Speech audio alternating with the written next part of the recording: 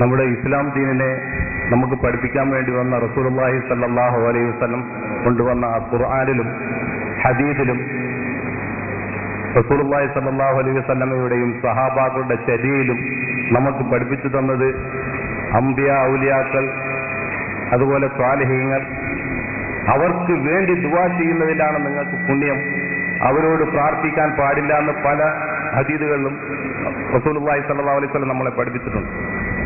അതായത് അല്ലാഹുമ്മ അഗ്ഫിർ ലിൽ മുഅ്മിനീന വൽ മുഅ്മിനാത്ത് വൽ മുസ്ലിമീന വൽ മുസ്ലിമാത്ത് വൽ അഹ്യാഇ മിൻഹും വൽ അംവാത്ത്, ഹയാത്തിലിരിക്കുന്നവർക്കും മൗതായവർക്കും വേണ്ടി നിങ്ങൾ ദുആ ചെയ്യണം. ആ ദുആ നിങ്ങൾ ചെയ്താൽ അല്ലാഹു തആല നിങ്ങൾക്കും കൂലി തരും, ആ ചെയ്താൽക്കും കൂലി തരും. അതുപോലെ റസൂലുള്ളാഹി സ്വല്ലല്ലാഹു അലൈഹി വസല്ലമ പോലും പറഞ്ഞിട്ടുള്ളത് നിങ്ങൾ എനിക്ക് വേണ്ടി ദുആ ചെയ്യണം.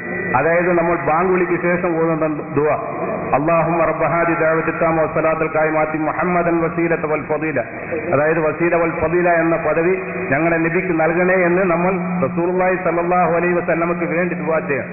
അതുപോലെ റസൂലുള്ളാഹി സ്വല്ലല്ലാഹു അലൈഹി വസല്ലമ തിരുനാവ് കൊണ്ട് നമ്മളെ പഠിപ്പിച്ച സ്വലാത്ത് ഇബ്രാഹിമി സ്വലാത്ത്, അള്ളാഹുവിന്റെ ശാന്തിയും സമാധാനവും നമ്മുടെ റസൂലുള്ളാഹി സ്വല്ലല്ലാഹു അലൈഹി വസല്ലമക്ക് ഉണ്ടാകണേ എന്നും അതുപോലെ തന്നെ ഇബ്രാഹിം നബിക്കും കുടുംബത്തിനും നീ അനുഗ്രഹം ചെയ്തതുപോലെ ഞങ്ങളുടെ നബിക്കും കുടുംബത്തിനും അനുഗ്രഹം ചെയ്യണേ എന്നും നമ്മൾ ഒരു പ്രാവശ്യം അങ്ങനെ നബിയുടെ കുടുംബത്തിന് വേണ്ടിയിട്ടും നബിക്ക് വേണ്ടിയിട്ടും ഗുണത്തിന് വേണ്ടിയിട്ട് ഈ സ്വലാത്ത് ഓതിയാൽ അല്ലാഹു തആല നിങ്ങൾക്ക് 10 ഗുണം തരുമെന്നും ഇസ്ലാം പഠിപ്പിക്കുമ്പോൾ അവരെ വിളിച്ച്, നിങ്ങളിപ്പോ പ്രാർത്ഥന അല്ല എന്ന് പറയുന്നത് ഇൻഷാ അല്ലാഹ്, അവരെ വിളിച്ച് സഹായം തേടൽ, അതായത് അവരെ വിളിച്ച് സഹായം തേടാൽ ഇസ്ലാമിൽ എവിടെയാണ് തെളിവ്? അങ്ങനെ ഏതെങ്കിലും നബിമാർ ചെയ്തിട്ടുണ്ടോ എന്നാണ് എനിക്ക്. രണ്ട് കാര്യം ചോദ്യത്തിന്റെ മുമ്പ് അദ്ദേഹം പറഞ്ഞു, ആദ്യം അത് വിശകലനം ചെയ്യാം. ഒന്ന്, ഇസ്ലാം പറഞ്ഞിട്ടുള്ളത് മരണപ്പെട്ടു പോയവർക്ക് വേണ്ടി പ്രാർത്ഥിക്കാനാണ്.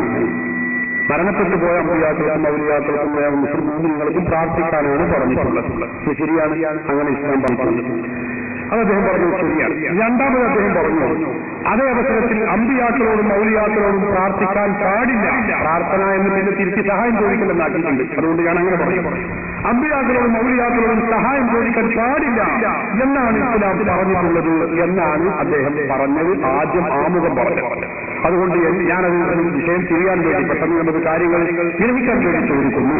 നിങ്ങൾ ആദ്യം പറഞ്ഞത് ഓക്കെയാണ്, മരണപ്പെട്ടവർക്ക് വേണ്ടി പ്രാർത്ഥിക്കണം എന്ന് ഖുർആൻ പറഞ്ഞിട്ടുണ്ട് എന്നത് ശരിയാണ്, അല്ലെങ്കിൽ ഇസ്ലാം പറഞ്ഞിട്ടുണ്ട്, ഹദീസ് പറഞ്ഞിട്ടുണ്ട്, ഞാൻ എതിർക്കുന്നില്ല, ശരിയാണ്. പക്ഷേ അമ്പിയാക്കളോടും ഔലിയാക്കളോടും സഹായം ചോദിക്കാൻ പാടില്ല എന്ന് ഖുർആൻ പറഞ്ഞിട്ടുണ്ട്, ഹദീസ് പറഞ്ഞിട്ടുണ്ട് എന്ന് നിങ്ങൾ പറഞ്ഞു. എവിടെയാണത് പറഞ്ഞത്? അത് കൊടുക്കും, മൈക്ക് കൊടുക്കൽ പറയാൻ. എന്നിട്ട് ഞാൻ നിങ്ങളെ ചോദ്യത്തിന് ഉത്തരം പറയും. ഞങ്ങളെ ചോദ്യത്തിന് മറുപടി പറഞ്ഞിട്ടില്ല, അത് ഞാൻ മറുപടി പറയും. അതായത് ആദ്യം പറഞ്ഞ ഒരു അസംബന്ധം ഒന്ന് ജനങ്ങൾക്ക് തിരികെയാണെങ്കിൽ, അതായത് റസൂലുള്ളാഹി സ്വല്ലല്ലാഹു അലൈഹി വസല്ലം സഹാബാക്കളും മരിച്ചുപോയ അമ്പിയ ഔലിയാക്കളോട് ചോദിക്കാൻ തെളിവില്ലെന്നാണ് ഞാൻ പറഞ്ഞത്. അതായത് മരിച്ചുപോയ അമ്പിയാക്കളോടും ഔലിയാക്കളോടും ചോദിക്കാൻ പാടില്ല, പ്രാർത്ഥിക്കാമെന്നാണ് നിങ്ങൾ പറഞ്ഞത്. ഞാൻ മറക്കുന്നു. അതായത് ആ പ്രാർത്ഥന നടക്കാൻ പാടില്ല എന്ന് ഖുർആനും സുന്നത്തും പഠിപ്പിച്ചിട്ടുണ്ട് നിങ്ങൾ പറഞ്ഞു. നിങ്ങൾ ആമുഖത്തിൽ കേസറ്റ് കേട്ടാൽ കേൾക്കാം. അങ്ങനെ എവിടെയാണുള്ളത്? അമ്പിയാക്കളോടും ഔലിയാക്കളോടും ഏതാണ് പറഞ്ഞത്? ഏത് ആയത്തും ഏതെടുത്തും പറയാം. അതായത് ഖുർആനിലെ സൂറത്തുൽ നഹ്ൽ വമൻ അളല്ലു മിമ്മൻ യദ്ഉ മിൻ ദൂനില്ലാഹി മൻ ലാ യസ്തജീബു ലഹു ഇലാ യൗമിൽ ഖിയാമ വഹും അൻ ദുആഇഹിം ആസിലൂൻ. അതായത് നിങ്ങളുടെ അല്ലാഹുവിന് പുറമെ ഇത് ആരോടാണ് പറയുന്നതെന്ന് ആദ്യം നിങ്ങൾ ശ്രദ്ധിക്കണം. അതായത് ഈസാ നബിയെയും മറിയം നബിയെയും വിളിച്ച് പ്രാർത്ഥിക്കുന്ന ക്രിസ്ത്യാനികളോടും ഇബ്രാഹിം നബിയെയും ഇസ്മായിൽ നബിയെയും വിളിച്ച് സഹായം തേടുന്ന മക്കാ മുശ്രിക്കുകളോടും, അതായത് ഇസ്ഹാഖ് നബിയെ വിളിച്ച് പ്രാർത്ഥിക്കുന്ന ഇസ്രായേലോടും യഹൂദരോടുമായിട്ടാണ് അല്ലാഹു തആല ഇത് പറയുന്നത്. ഇത് പൂർവ്വ നബിമാരെ വിളിച്ച് സഹായം തേടുന്നവരെയാണ് വിളിച്ച് പറയുന്നത്. അള്ളാഹുവിന് പുറമെ ഖിയാമത്ത് നാൾ വരേക്കും ഉത്തരം തരാൻ കഴിയാത്തവരെ വിളിച്ച് പ്രാർത്ഥിക്കുന്നവനേക്കാൾ വഴിപിഴച്ചവൻ വേറെ ആരുണ്ട്? വമൻ അളല്ലു മിമ്മൻ യദ്ഉ ദുആ, വിളിച്ച് ദുആ ചെയ്യുന്നവനേക്കാൾ വഴിപിഴച്ചവൻ വേറെ ആരുണ്ട് എന്ന് ഖുർആനിലെ. അത് മാത്രമല്ല, ലാ തസ്മഉ ദുആക്കും, നിങ്ങൾ അത് മാബൂദ് അത് ഇതൊക്കെ പറയുന്നുണ്ട്. പക്ഷേ വഫാത്തായവരെ അടുത്ത് നമ്മൾ സഹായം, അതായത് എന്നെ നരകത്തിൽ നിന്ന് രക്ഷിക്കണേ, എനിക്ക് കുഞ്ഞിനെ തരണേ, അങ്ങനെ യാതൊരു സഹാബാക്കളും യാതൊരു പ്രവാചകന്മാരും ഈ ഈ കഴിഞ്ഞു പോയ, അതായത് മൗത്തായി പോയവരെ വിളിച്ച് പ്രാർത്ഥിക്കാത്തത് കൊണ്ട്, സഹായം തേടാത്തത് കൊണ്ടിട്ട് നമുക്ക് മുസ്ലിങ്ങൾക്ക് അത് അനുവദനീയമല്ല, അത് ശിർക്കാണ്. അത് നമ്മൾ പ്രസ്താവന പിന്നെ നടത്താം. നമ്മളിപ്പോ പ്രസ്താവിക്കണ്ട, നമുക്ക് തീരുമാനിച്ചിട്ട് പ്രസ്താവന നടത്താം. നമ്മളെ വിഷയത്തെ എന്താണ്? അമ്പിയാക്കളോടും ഔലിയാക്കളോടും സഹായം ചോദിക്കാൻ പാടില്ല എന്ന് ഖുർആൻ പറഞ്ഞിട്ടുണ്ട് എന്നാണ് നിങ്ങളൊരു വാദം. രണ്ട് വാദമാണ് പറഞ്ഞത്. ഒന്ന് ഞാൻ സമ്മതിച്ചത് അർത്ഥമില്ല.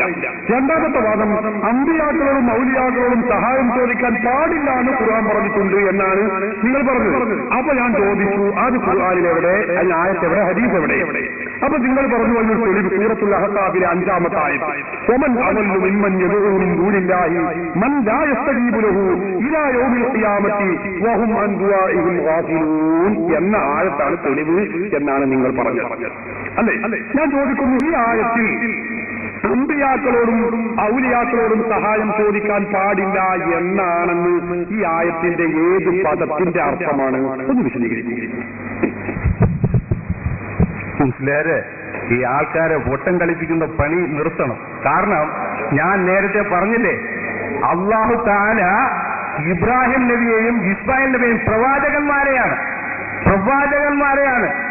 പ്രവാചകന്മാരെ വിളിച്ചു സഹായം തേടുന്നവരെയാണ് അവർക്ക് നാശമൊന്നും നഷ്ടമൊന്നും നരകത്തിലൊന്നും അല്ലാഹു തആല പറയുന്നത്.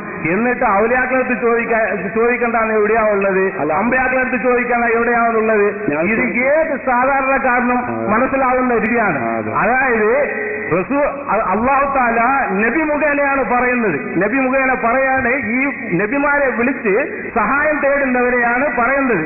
അതുകൊണ്ടിട്ട് ആ പ്രവാചനക്കാൾ എത്രയോ താഴെയുള്ളവരാണ് ഔലിയാക്കളൊക്കെ. ആ ഔലിയാക്കളെ വിളിച്ച് തേടേണ്ടാന്ന് എവിടെയാ തെളിവുള്ളതെന്ന് പറഞ്ഞാൽ ഞാൻ സൂറത്ത് അൽ കഹ്ഫിലെ 102-ാമത്തെ ആയത്തെടുത്ത് ഖുർആനിലെ ആദ്യം മുതൽ അവസാനം വരെയുള്ള എല്ലാത്തിനും ചർച്ച ഇതൊന്നും പ്രശ്നമില്ല. ചർച്ച ചെയ്ത ഒരാഴ്ച അതൊന്ന് തീരുമാനാക്കുക. അപ്പൊ ഒരു കാര്യം മനസ്സിലായി, വമന്നവല്ല മിമ്മന്റെ ദൂരില്ലാഹി മൻ ലാ യസ്തജീബു ലഹു ഇലാ യൗമിൽ ഖിയാമ വഹും അൻ ദുആഇഹിം ഗാഫിലൂൻ എന്ന് പറയുന്ന ഈ ആയത്തിൽ, ആ ആയത്തിൽ സഹോദരന്മാരെ ഇങ്ങനെ അമ്പിയാക്കളെയും ഔലിയാക്കളെയും വിളിച്ചു പ്രാർത്ഥിക്കാൻ പാടില്ല എന്നില്ല എന്ന് അയാൾ സമ്മതിച്ചു. പിന്നെന്താണുള്ളത്? മൂത്രവക വിശദീകരണമാണ്. അത് അറിഞ്ഞത് ഇങ്ങനെയാണ്, മൂത്രവക ഭാഗങ്ങളാണ്. ഖുർആനിലെ ആയത്തിൽ അങ്ങനെയല്ല, ഉറപ്പാണല്ലോ. വമന്നവല്ല മിമ്മന്റെ റസൂലല്ലാഹി, ഈ ആയത്തിൽ അമ്പിയാക്കളെയോ ഔലിയാക്കളെയോ വിളിച്ച് സഹായം ചോദിക്കാൻ പാടില്ല എന്ന് ആയത്തിലില്ല. ഇല്ലാതെ മൂപ്പരും പറഞ്ഞല്ലോ, നിങ്ങൾ ആളുകളെ പൊട്ടനാക്കണ്ടെന്നാ പറഞ്ഞത്. പറയുന്നുള്ളതിന് മറുപടി, ആളുകൾ വിദ്യാർത്ഥികളോ പൊട്ടത്തരം കാട്ടിരുന്നോ ഞാനും പറയണ്ട നിങ്ങളും പറയണ്ട, അത് ജനങ്ങൾ അങ്ങനെ മനസ്സിലാക്കിക്കോളും. നമ്മൾ വിഷയാക്കണ്ടല്ലോ.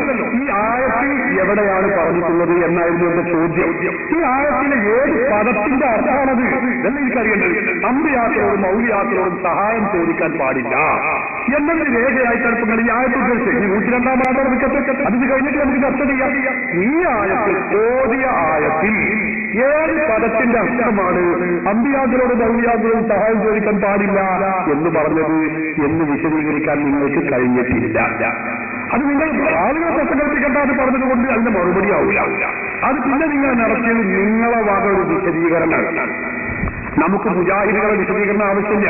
നിങ്ങൾ ഇവരുടെ മുജാഹിദിന്റെ നേതാവായിരിക്കാം, എനിക്കതിന് എതിർപ്പില്ല, സന്തോഷമേ ഉള്ളൂ. പക്ഷെ നിങ്ങളുടെ വിശദീകരണം എനിക്ക് ആവശ്യമില്ല. എന്റെ വിശദീകരണം നിങ്ങൾക്കും ആവശ്യമില്ല. ഖുർആനിലുണ്ടോ പറയാം, ഹദീസിലുണ്ടോ പറയാം, ഇജ്മാഉണ്ടോ പറയാം, ഖുർആൻ പണ്ഡിതന്മാർ പഠിപ്പിച്ചിട്ടുണ്ടോ പറയാം. അതല്ലാതെ നിങ്ങളെ വക മുസ്ലിയാരെ എന്ന് പറഞ്ഞുകൊണ്ട് മറുപടി ആവില്ല, അല്ലെങ്കിൽ ഖുർആന്റെ വിശദീകരണവും ആവില്ല.